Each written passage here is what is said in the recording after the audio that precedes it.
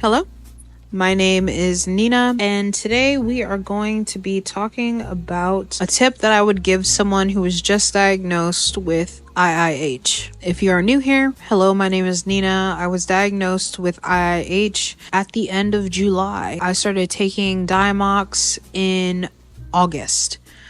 I've purchased mobility aids. I currently do not use a mobility aid anymore, and I have not for the past few weeks. I am able to do the things that I used to do, even at the speed I used to do it. So yeah, this get back is going to be lethal. So if you would like to take the time to grab yourself a notebook or to save the video, I would highly recommend going ahead and doing so. This is something that can help you in the long run with understanding this condition. And not only with understanding this condition, but possibly helping someone else understand this condition. I'm not going to be showing you guys much information in it because, the internet's a little bit weird. You guys will probably just see little bits and pieces. I will be, though, including accounts where you can go back and reference some online information from them. The first thing that I do have is a monthly sleep tracker. Mind you, I made these off of Canva because I love Canva. We just do. Monthly sleep tracker.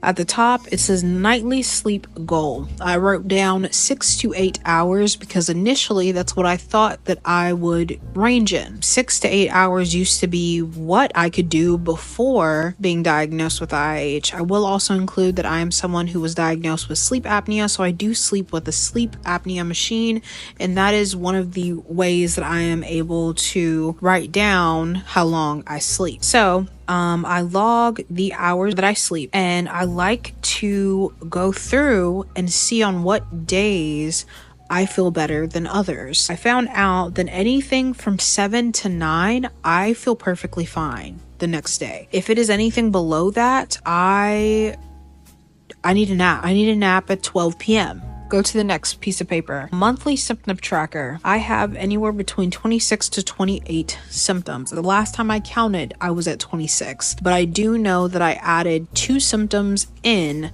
within the past 3 weeks because of the fact that I was experiencing new symptoms. With that being said, this is a really good way for whenever you go to a doctor's appointment, for you to show up to your doctor's appointment, tell them this is what I experience right here, and this is how frequently I experience it. Just so then it can help them get a better understanding. Next, I have a pill tracker. Whenever I started taking Diamox, one of the biggest things that I started noticing was that I started losing time. And with me losing time, I would come back and realize, oh snap, I didn't take my medication, which is a big no-no for me. I have where it says the month. I have the month on the first part, and then it says TOD, which is the time of day or night. It's just 1 all the way through 31, depending on the month. And then at the top, all it says is pill tracker, prescription. Then I wrote down the prescription, the dosage. And from there, I have a period tracker. This is really important, not only for myself, but I have heard of different people who have IIH or that are diagnosed with IIH saying that they experience really rough symptoms during the time of their periods. I like to log it, and plus, the government's not getting me, bud. You're not getting me. Next, a pain diary. Well, the whole thing in general is important. If you are someone who is looking into possibly applying a disability, because this is something that I really had to sit down with and ask myself, do I need to? Write down your symptoms every day. Every day. Even if, you have to sit down and you have to just tell your partner, hey, or have a support system that will at least write it down for you. This is really important whenever you go to apply for disability. From what I've heard from people that have applied for disability, it can really help you with your case. Highly recommend doing that. For me, it just helps me in my mind. And from there, I have information on IIH. There's been times where people do not know what IIH is. They look at me like if it's something that I made up. Why would I make up something? Make it make sense. So next, I have patient demographic and contact information. This just has my information, my full name, my pronouns that I go by, birthday, age, what I was born as, gender, language, and then it has my address, my phone number, my email address, and then it has my husband's information as an emergency contact because he is my emergency contact. I also have a list of medications. Whenever you have IIH, it is recommended for you to take progesterone or progesterone only birth control because you could possibly have a seizure. I did not know this until I sat down and I started talking to my PCP, and my PCP told me. We learned something new about that, and I was like, oh great. Hospitalization history is next. I've never been hospitalized, but I like to keep that in there just in case because you never know. Next, surgical history. I haven't had anything done other than having an LP. Additional documents. I left that empty because, again, I'm still building this up. Medical contact list. I have my PCP, and then I have my ophthalmologist, and then on the back, it's just my medical history, including the illnesses and possible surgeries, doctors, and the hospitals in which I frequently go to. Next is my doctor's appointments. What this is it just says doctor's visits at the top, patient, hospital, doctor, contact information, location. It scrolls over to the right,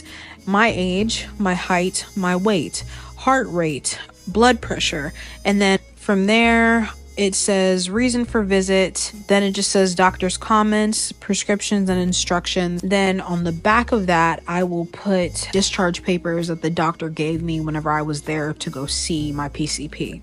I keep certain emails, certain privacy summaries, and things of such as well in here, just to make sure that if anything ever happens, I got a backup. You ain't never gonna get me. Ain't never gonna get me slipping. The hell? Monthly calendar. So this monthly calendar is not like split into a calendar. It's like split into little notepads where it just says July, August, September. This is available on Canva, and it's just, printed out. I just write down my doctor's name and then the date beside it. From there, you scroll over and it is the actual full length calendar. It's just me crossing out things. Once we get through the calendars, I have my CPAP information. So the pamphlet that they first gave me whenever I received my CPAP. With this, it's just the care information, the setup guide, all the information that I need in terms of my CPAP machine. At the back, I've decided to put lumbar punctures if I do need to get a lumbar puncture, because they actually gave me the instructions and the discharge stuff with it. You can create your medical history binder however you need it because it is made just for you. Remember that what works for you is ultimately what is just going to work for you. I know it's hard being diagnosed with something that is rare and seeing nothing but negative things on the internet, seeing things that you do not understand, but you will get through it. Just know that there is a large community out there. Even though it feels small and it may feel distant, there is a large community out there that is wishing you nothing but healing and love. Okay? Thank you for watching my video. My name is Nina X Craft, and I hope to see you guys again soon. Later.